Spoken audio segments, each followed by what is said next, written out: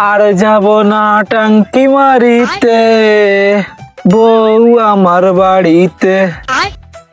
আর যাব না টাঙ্কি মারিতে।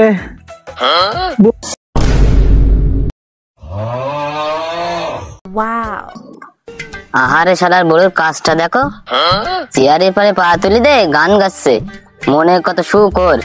এ দেখি যে আমার কাজ করতে করতে মাজার পিঠ টিট সব টানাই যাচ্ছে, তার কোনো খোঁজ খবর নেই।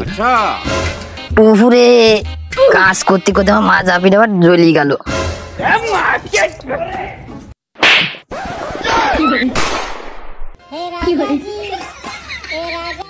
তাহলে কোন কায়দায় সহ্য করবা? এখন যদি কিছু কই তাহলে আমার আর মায়ের খাইতিবেন। ও দেখি মুখ লুকোই কি করছিস?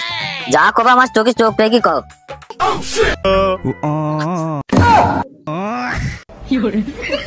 দেখো দিন আমার শোনা ওটার কথা, তোমার নামে কি আমি উল্টো পাল্টা কিছু করতে পারি?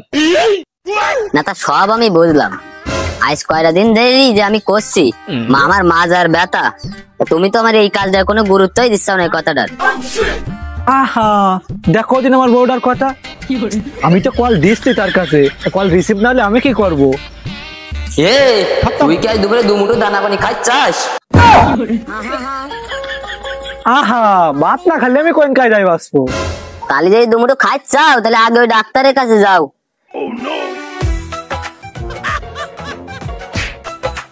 ওই ডাইনি বুড়ির কার্যকলাপ দেখলি মাঝে মধ্যে মন ডাইসা নিজের মাথায় নিজেই বাড়ি মারি। তেমন যদি ডাক্তার আনি নিজ্ঞাত 500 টাকার একটা বাড়ি,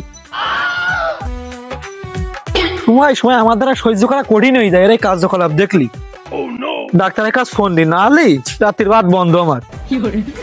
যে লাইন দেখতে তা ভাত খাওয়াবেন না।